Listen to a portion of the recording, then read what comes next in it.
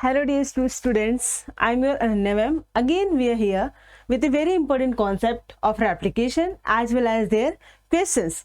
So let's start with the topic replication. The concept replication was originated from when the cells are dividing. When parent cells are dividing and it's formed two daughter cells. Suppose this one is the parent cell. It's divide to form daughter cells.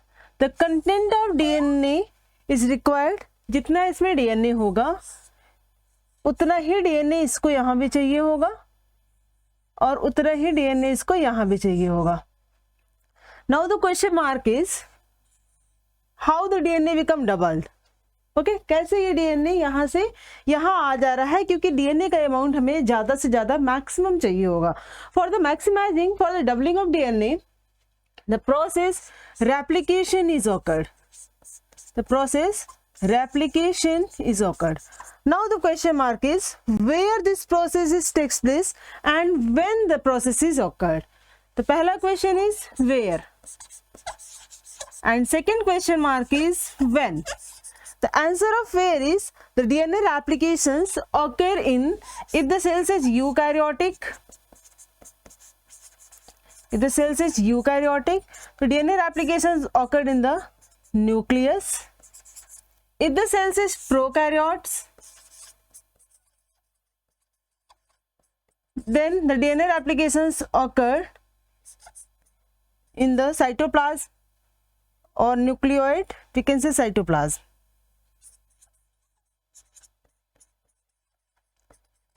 cytoplasm में आता है. Now the question mark is when. When the answer is जब sales division हो रहे होते हैं, cell cycle चल रही होती है, तो उसमें एक इंटरफेज आता है और एक आता है आपका एम फेज. इंटरफेज का ड्यूरिंग द इंटरफेज के एस फेज में डीएनए का रेप्लिकेशन होता है, जिसको हम लोग कहते हैं सिंथेटिक फेज. जिसको क्या कहते हैं? सिंथेटिक फेज कहते हैं. ये मान लो आपका सिक्स सेल साइकिल है, सेल का साइक्लिक इवेंट है. ओके तो यहां पर होता है G1, then S, then G2 और ये होती है एम फेज.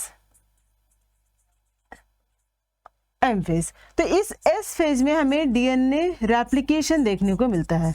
रेप्लिकेशन वर्ड का मतलब होता है कॉपिंग आउट, रेप्लिका फॉर्म करना. रेप्लिकेशन का मतलब होता है फॉर्मेशन ऑफ रेप्लिका.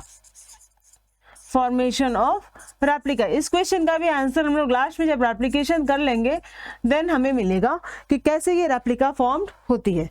नाउ अब ये रेप्लिकेशन जो इवेंट है कहाँ से स्टार्ट होता है, कैसे स्टार्ट होता है, टेम्पलेट्स क्या होते हैं, डीएनए स्ट्रैंड्स क्या होते हैं, इसके बारे में डिस्कस करते हैं. तो सबसे पहले रेप्लिकेशन पढ़ने से पहले ये देखते हैं कि डीएनए का स्ट्रक्चर कैसा होता है. डीएनए का स्ट्रक्चर डबल हेलिकल होता है. कैसा होता है? डबल हेलिकल होता है. ठीक है, डबल हेलिकल स्ट्रक्चर होता है डीएनए का. And the DNA structures are anti parallel to each other. This is anti parallel each other or the both the strands are complementary होते हैं एक दूसरे के. ये दोनों के दोनों स्ट्रैंड्स कॉम्प्लीमेंट्री होते हैं एक दूसरे के. अब स्ट्रैंड्स कैसे होती हैं? कॉम्प्लीमेंट्री. एंटी पैरेलल का मतलब हो गया अगर एक का मूवमेंट इधर से इधर हो रहा होगा तो दूसरे का अपोजिट डायरेक्शन में हो रहा होगा. इनकी जो बैकबोन होती है फॉस्फेट की, इधर मान लो 5 प्राइम है और तो इधर क्या हो जाएगा 3 प्राइम, यहाँ पर 3 प्राइम, यहाँ पर हो जाएगा 5 प्राइम. ये 5 प्राइम और 3 प्राइम नंबर्स हम शुगर के बेसिस पे इसको देते हैं और ये फॉस्फेट की बैकबोन बनती है. ऐसा स्ट्रक्चर हम लोग पढ़ते हैं शुगर का, pentose sugar which is involve in the which is found in the DNA deoxyribo nucleic acid. तो जो राइबो शुगर होता है इसमें ये कौन सा वाला होता है? पेंटोज शुगर होता है. तो इसकी जब नंबरिंग करते हैं तो देखो ऐसे 1 प्राइम, 2 प्राइम, 3 प्राइम, 4 प्राइम और इससे अटैच होता है CH2 और PO4, यानी कि 5 प्राइम पे फॉस्फेट ग्रुप लगा है. तो 5 प्राइम वाला जो एंड होगा ये हमारा फॉस्फेट एंड होगा. फॉस्फेट एंड होगा। 3 प्राइम वाला जो एंड होता है यहाँ पे OH लगा होता है, तो ये हाइड्रोक्सिल एंड होता है, हाइड्रोक्सी एंड होता है। ओके, ये डीएनए का स्ट्रक्चर होता है which is formed by the backbone of phosphate, और जिसमें बैकबोन में फॉस्फोडाइस्टर बॉन्ड देखने को मिलते हैं, फॉस्फोडाइस्टर बॉन्ड यहाँ पर पाए जाते हैं। अगर हम बात करें तो DNA replication is a role playing game, kind of role playing game. If I write this statement, DNA replication is the role playing game. Okay, then what are their key players, यानी कि what are the components, what are the enzymes which involved in the DNA replications. तो if we are talking about their key players,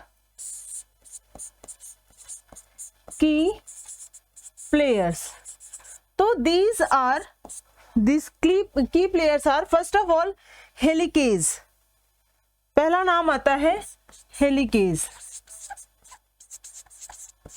okay, दूसरा नाम आता है topoisomerase, third one is primase,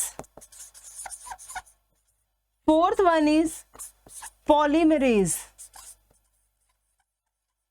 and last one is DNA ligase.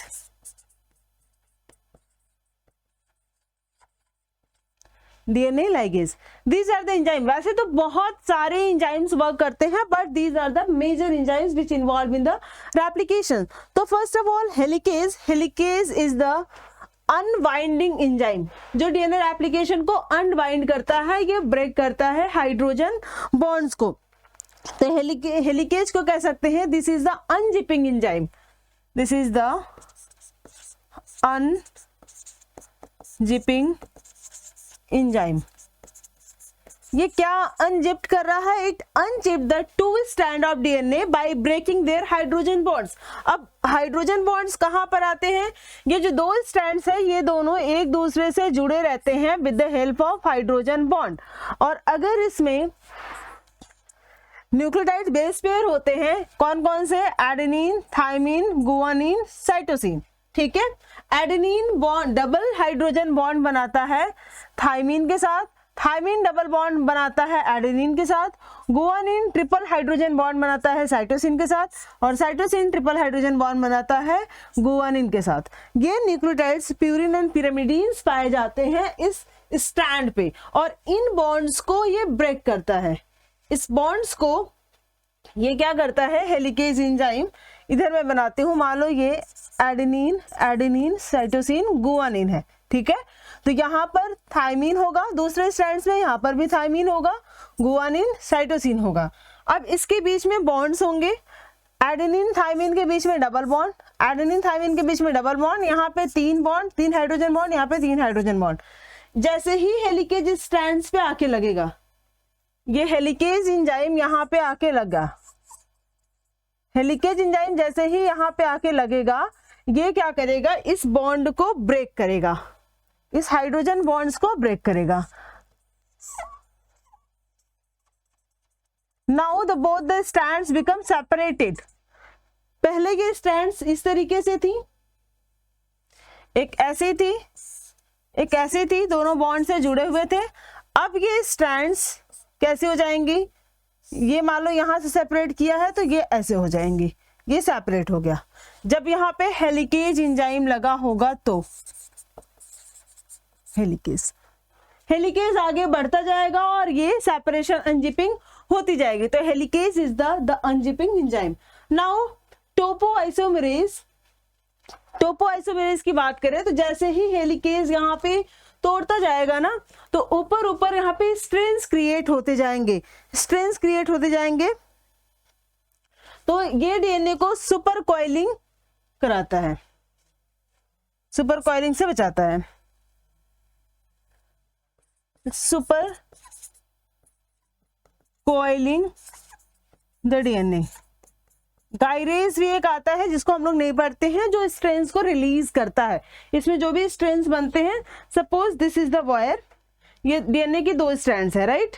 अब यहाँ पर ये ऐसे ऐसे हैं, जैसे ही इसको ब्रेक करोगे, आप तोड़ते जाओगे नीचे से, ऐसे हटाते जाओगे, ये ऐसे है, यहाँ हटाते जाओगे, नीचे से खोलते जाओगे, तो ये ऊपर स्ट्रेन बढ़ता जाएगा, ये बढ़ता जा रहा है, ये चीज ऐसे होता जाता है। तो यहाँ पर ये सुपर कॉइलिंग मेंटेन करता है टोपोआइसोमेरेज, और इसके स्ट्रेंस को रिलीज करता है गायरेज एंजाइम। ओके, नेक्स्ट बात करते हैं primase, which add the primer, और इसको हम लोग कह सकते हैं इट इज द इनिशियलाइजेशन या इनिशियलाइजर होता है ये।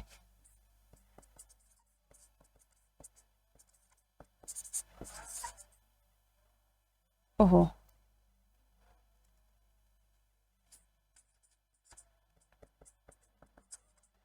इनिशियलाइजर्स होता है। इट एड्स द प्राइमर, और प्राइमर बेसिकली आरएनए सीक्वेंस होते हैं। It is the RNA sequence, oligo sequence of RNA nucleotides. RNA के सीक्वेंसेस होते हैं जिसमें से कि 10 से 15 न्यूक्लियोटाइड्स के या 20 न्यूक्लियोटाइड्स के सीक्वेंस होते हैं जो रेप्लिकेशंस स्टार्ट करते हैं। पॉलीमरेज अकेले रेप्लिकेशन नहीं कर सकता, ठीक है, पॉलीमरेज ऐड नहीं कर सकता जब तक कि उसको प्राइमर ना मिले। Now polymerase is the buildup of enzyme, ये बिल्डअप स्ट्रैंड्स होते हैं, ये पॉलीमराइजेशन कराते हैं, पॉलीमर्स बनाते हैं। Okay, now DNA ligase, this is the glowing enzyme.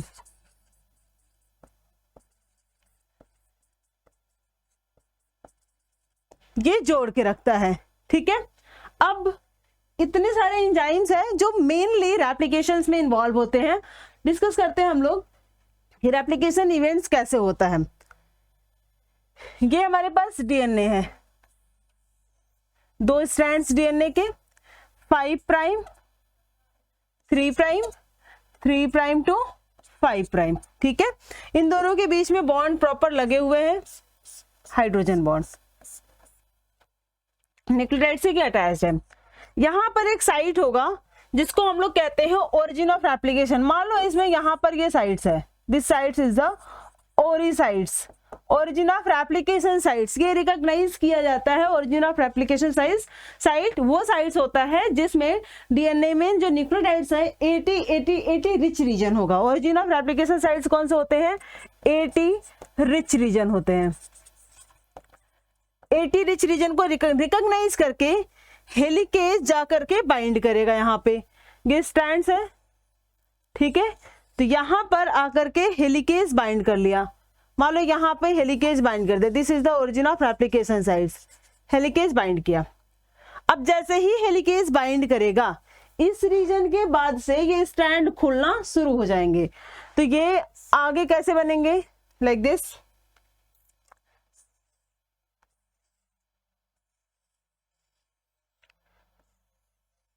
ठीक है, ये खुल गए, ये 2 स्ट्रैंड्स हमारे खुल गए।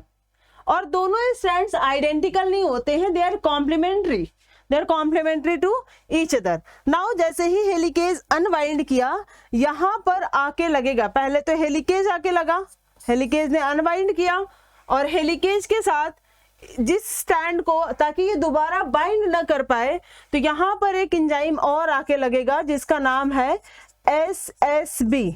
इसको कहते हैं सिंगल स्ट्रैंड बाइंडिंग प्रोटीन।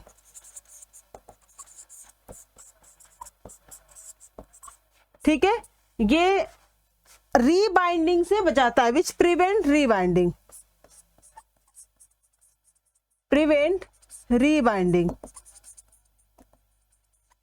रीबाइंडिंग से बचाता है। ठीक है, रीबाइंडिंग नहीं होने देता। अब यहाँ पे जैसे ही SSB बाइंड करेगा, नाउ ग्रीन कलर से मैं RNA प्राइमेज लाती हूं। तो पहले हेलिकेज आया, दोबारा क्या जाएगा? प्राइमेज। ये प्राइमेज जब आएगा तो ये प्राइमर्स को ऐड करेगा। किसको ऐड करेगा? प्राइमर्स को। This is the primer added by primase. Primase enzyme के थ्रू ये ऐड किया गया, ये इस एंजाइम के थ्रू ये ऐड किया गया, तो ये प्राइमर ऐड हो गया। प्राइमेज के बाद यहां पर आके लगेगा क्या, यहां पर आके लगेगा, इधर आके लगाती हूं पॉलीमरेज, इसके बाद यहां पे आएगा पॉलीमरेज, पॉलीमरेज जो कि अगेन डीएनटीपी से अलग अलग न्यूक्लियोटाइड्स को ऐड करता चला जाएगा, पॉलीमरेज। अब इसके बाद प्राइमर्स आगे चलते जाएंगे, डीएनटीपी सॉरी ये इधर लगेगा प्राइमरीज,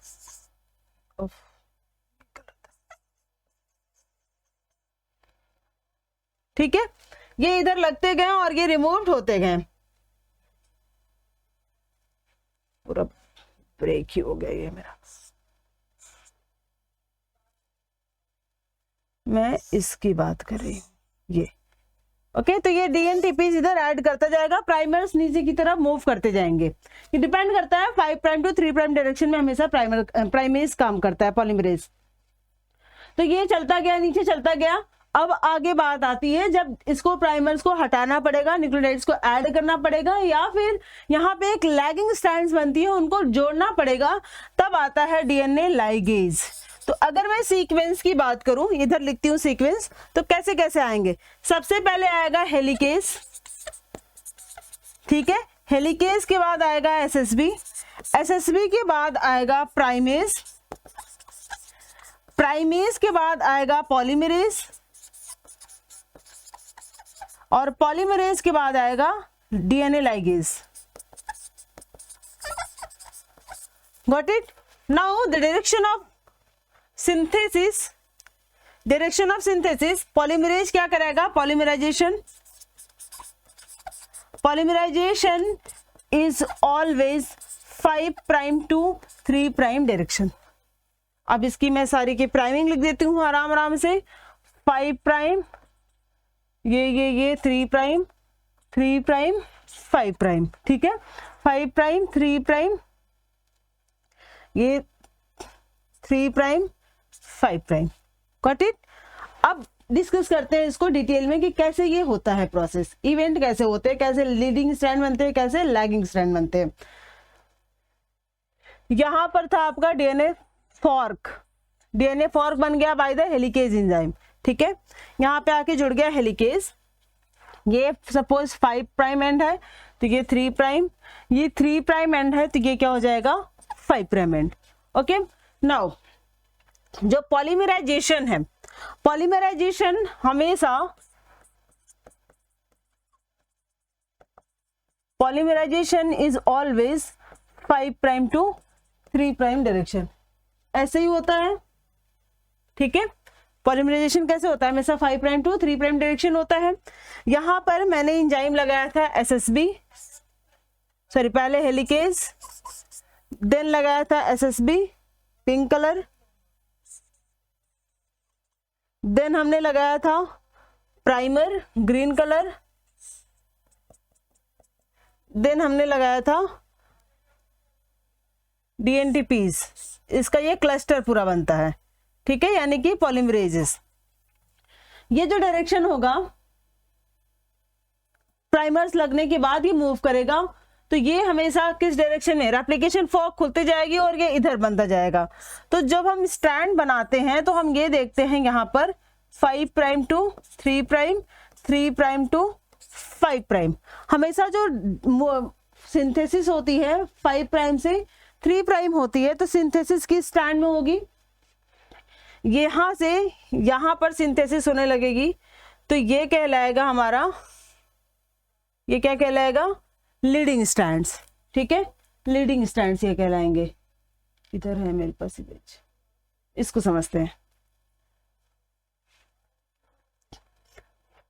ठीक है। तो यहाँ पे जो सिंथेसिस होगी, ये इसको ध्यान से देखो, तो ये हमारा क्या बनेगा, लीडिंग स्ट्रैंड बनेगा, okay, this one is a leading strand.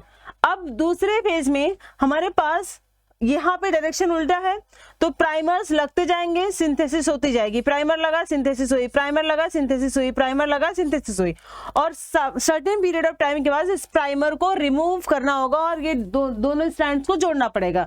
तो ये स्ट्रैंड्स जो होते हैं इसको कहते हैं लैगिंग स्ट्रैंड्स, लैगिंग स्ट्रैंड्स कहलाते हैं। और इनको हम लोग कहते हैं ओकाजाकी फ्रैगमेंट्स, ओकाजाकी फ्रैगमेंट्स। तो यहां पर दो स्ट्रैंड्स फॉर्म करती है, वन इज लीडिंग स्ट्रैंड्स, दूसरा लैगिंग स्ट्रैंड्स। लैगिंग स्ट्रैंड्स, ठीक है। दोनों में लीडिंग स्ट्रैंड इज कॉन्टिन्यूअस और लैगिंग स्ट्रैंड जो होती है वो डिसकॉन्टिन्यूअस होती है, डिसकॉन्टिन्यूअस होती है, इसलिए इसको हम लोग ओकाजाकी फ्रैगमेंट्स कहते हैं, ओकाजाकी फ्रैगमेंट्स कहते हैं। ये जो इसमें जुड़ते जाते हैं ये कैसे बनते हैं, फॉस्फोडाइस्टर बॉन्ड से। ओकाजाकी फ्रैगमेंट्स को ये स्ट्रैंड्स है, ओकाजाकी फ्रैगमेंट्स बने हुए इधर, ये 5 प्राइम है, ये 3 प्राइम है, ठीक है, ऐसे बने हुए सब ये छोटे छोटे 5 prime to 3 prime, 5 prime to 3 prime, 5 prime to 3 prime बने हैं। इनको जोड़ने के लिए प्राइमर जब हटेगा, मान लो यहाँ ग्रीन ग्रीन पहले प्राइमर था, ठीक है, ये प्राइमर था, अब ये हटेगा, जब ये हटेगा इसको रिमूव किया जाएगा, इसको रिमूव किया जाएगा जब, ठीक है, तो यहां पर जोड़ा जाएगा, इसको इस स्ट्रैंड्स को जोड़ा जाएगा। तो जोड़ने के लिए एंजाइम लगेगा डीएनए लाइगेज, यहाँ पे ये जोड़ा जा रहा है, तो यहाँ पे जो एंजाइम लगेगा this is the DNA ligase, DNA ligase. चाहे लीडिंग स्ट्रैंड हो चाहे लैगिंग स्ट्रैंड हो, दोनों का जो डायरेक्शन ऑफ सिंथेसिस होता है हमेशा 5 प्राइम टू 3 प्राइम ही होता है, किसी का दूसरे डायरेक्शन में नहीं होता। जिस स्ट्रैंड को रीड कर रहा होता है डीएनए उसको हम लोग कहते हैं टेम्पलेट स्ट्रैंड, ये टेम्पलेट स्ट्रैंड है, ये भी क्या है, टेम्पलेट स्ट्रैंड है।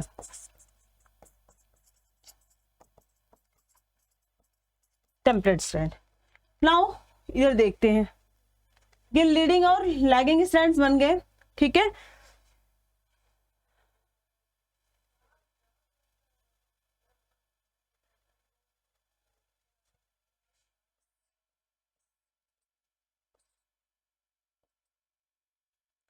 ये हमारे लीडिंग स्ट्रैंड्स बन गए और ये हमारे लैगिंग स्ट्रैंड्स बन गए।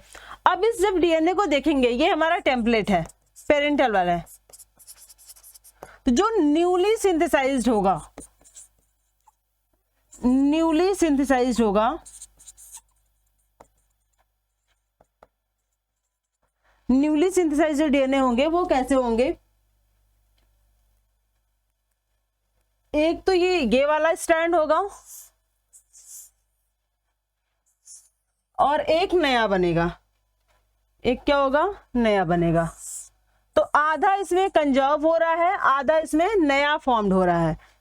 एक तो ब्लू वाला पहले से ये वाला स्ट्रैंड होगा, दूसरा एक नया फॉर्म्ड करेगा। डायरेक्शन लिखते हैं हम लोग, सिंथेसिस हुई है 5 प्राइम टू 3 प्राइम से, इसकी भी सिंथेसिस हुई है 5 प्राइम टू 3 प्राइम, बाकी जो दूसरे बने हैं वो 3 प्राइम टू 5 प्राइम वाले हैं और ये भी 3 प्राइम टू 5 प्राइम वाले हैं। तो ये न्यूली सिंथेसाइज है, तो इसको कहते हैं सेमी कंजर्वेशन। इसमें half of the DNA is conserved and half of the DNA is newly synthesised. तो आधा कंजर्व्ड है, आधा नया सिंथेसाइज है, इसलिए semi conservative model of DNA कहा जाता है। अब इस टॉपिक से रिलेटेड कुछ क्वेश्चन सॉल्व कर लेते हैं। जो पहला क्वेश्चन है, DNA dependent RNA polymerase catalyze transcription on the strand of DNA which is called as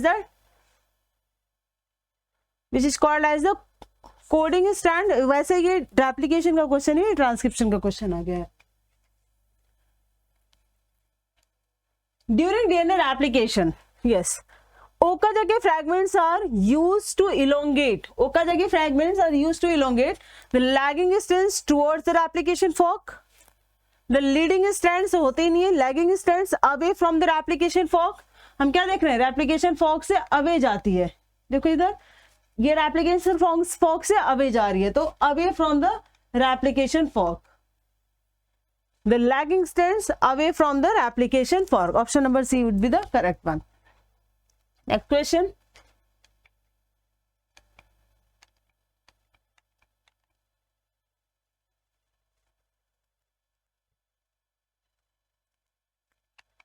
next, DNA replication in bacteria occurs, बैक्टीरिया में साइटोप्लाज्म में डीएनए रेप्लिकेशन होता है, within the nucleolus, nucleolus होता नहीं है, prior to fusions, just before transcription, during the S phase होता है, ठीक है, और just before the transcription bacteria में replication and transcription and translation simultaneously चलते रहते हैं, क्योंकि उनके पास एक ही चैम्बर है, वहीं पे सारी चीजें हो रही होती हैं।